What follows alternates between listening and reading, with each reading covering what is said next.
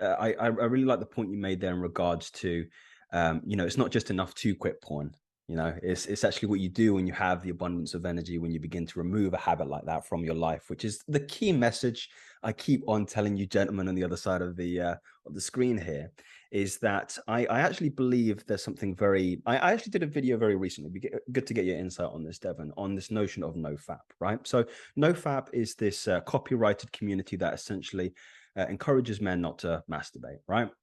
Quit watching porn, quit jerking off, right? Sounds like a good message. And I actually said that this is actually only maybe 50% of the solution, because it's not enough to just do that. Most of these guys are very, very sexually frustrated.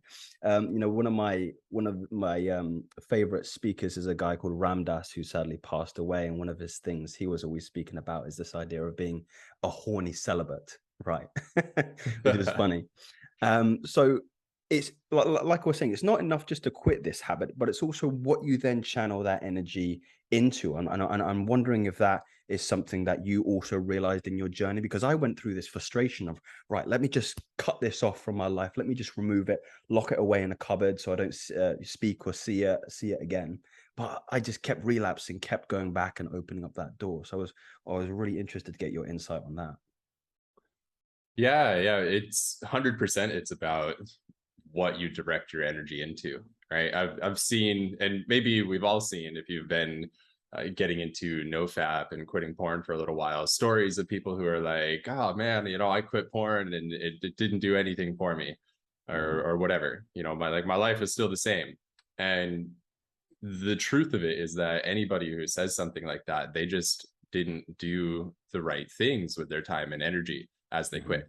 For Right. sure. I've seen people, and even myself once upon a time, like very early in the journey, play a lot of video games and smoke a bunch of weed. They're drinking a bunch. They're just wasting their time still.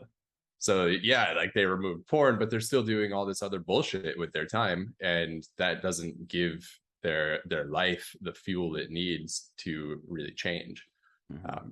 The one thing though that I've noticed time and time again, not only in myself, but every single one of my clients, is that making those healthy changes to your life tends to come a lot easier once you've quit porn and you've cut down on masturbation.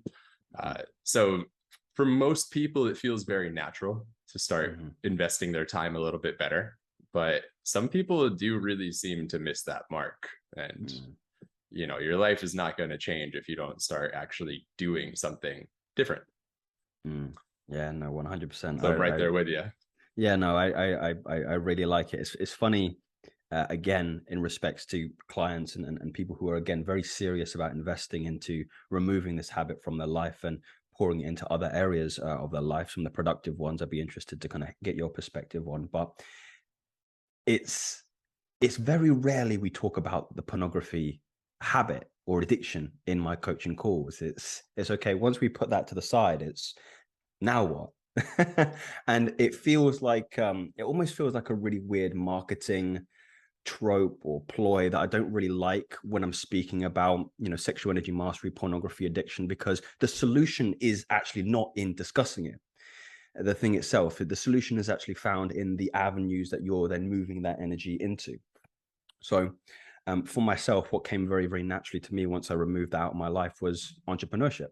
I wanted to be able to use that that energy that I was no longer, funneling into pleasure, into how can I make myself and my life more joyful. And it was remarkable.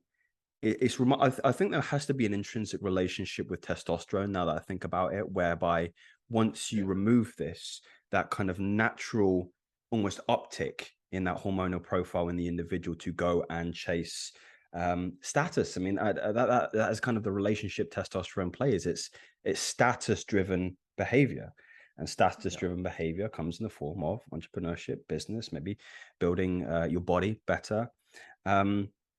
So I was wondering, just to maybe get a sneak peek behind the curtain of Devon's coaching program, if this is something similar as well. If you spend more of the time actually like structuring out and mapping out a plan for the individual, or do you sense that some people, I suppose there's a lot of nuance to this, some people need a lot more deeper work or unconscious emotional bonds that they may need to cut, pardon me? That's a really well put question, actually. Um, First of all, yes, a lot of my program does focus on the different ways that we can improve their life after they've learned the right strategies for managing their urges and reducing how often they're experiencing them, right? Mm-hmm. And then we keep on using those strategies all throughout the program, and they will continue to use them for the rest of their lives as well. But we can teach a lot of what needs to be taught in that regard in a week or two. And then it's just sharpening those knives, getting better at using the tool set. And from there, it is primarily about just making their life a lot better. So I have a client who actually I'm not working with him anymore, but he's just continuing down the path. And he had ED, erectile dysfunction, for those who might not be familiar, so bad that he said it was basically a miracle that he was able to conceive his 5-year-old son with his wife, 5 years ago. And so I started working with this guy sometime several months back. And in that time, he has gone from like really overweight, eating really badly, marriage on the verge of divorce, to actually having difficult conversations with his wife and doing so with more confidence and more love, more assuredness. He has dropped a ton of weight. He's been getting into the gym. He's been making more money because he's feeling more focused and more driven, more motivated.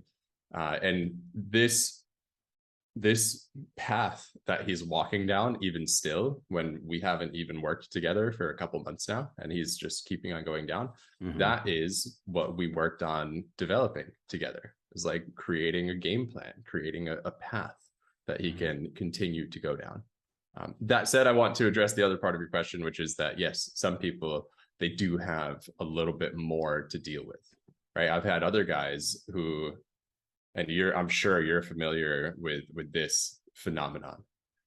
They rip off the band-aid of porn. They stop smoking weed. They stop drinking so often, and they are emotionally destroyed for a little while, right? Like their anxiety goes through the roof. They end up really depressed. They're just like, they feel awful because there's a lot of emotional gunk that they've been repressing for literally years and years.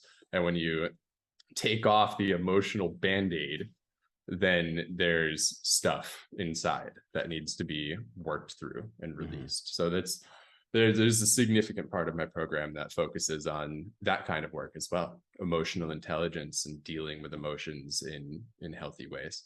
So have you ever gone through that whole process, like the discomfort of yes, me and discomfort are very well acquainted. No, I'm really pleased that plays a very integral part in your program, because I believe it treats the source of this addiction rather than the symptoms, which is a common trap that many people who are trying to remove this habit out of their life fall into. So for myself, people who are very familiar with me, the reason I was able to remove this particular habit from my life was doing that deep work, that emotional, getting all that gunk, and I call it cleaning out the closet. You've kind of been throwing all your dirty t-shirts and boxers and joggers in the back of your closet, and you don't want to wash them, and the pile just gets bigger and bigger and bigger, and you just think to yourself, man, I don't want to go in there and fucking sort out all of this shit that I've been throwing in the closet for years and years and years. There's cobwebs in there, and there's probably like a nest of mice and shit, and it's a huge undertaking, and I commend any individual who's willing to sit there and go, right, it's time for me to get the gloves on, get the antibacterial spray out, and let me go and look and find out what's behind there. And the number one resource that I encourage everybody to read, and what a lot of my my work is based on, is David Hawkins' Letting Go, and just being able to relate to those emotions in a healthy way, and release them. Emotions are held in the body, and what you'll find, and what I find found out was when I started to actually confront them, you feel physically lighter. Now, this isn't an esoteric woo-woo idea, which I can understand the connotations too, but you feel physically lighter. Your muscles begin to relax. You're less tight and tonic and anxious and stressed as your body begins to release and express those emotions that you've repressed and suppressed for years and years and years, relating to shame, guilt, fear, all of these lower negative emotions in relation to this habit. So something I'm very, very familiar with.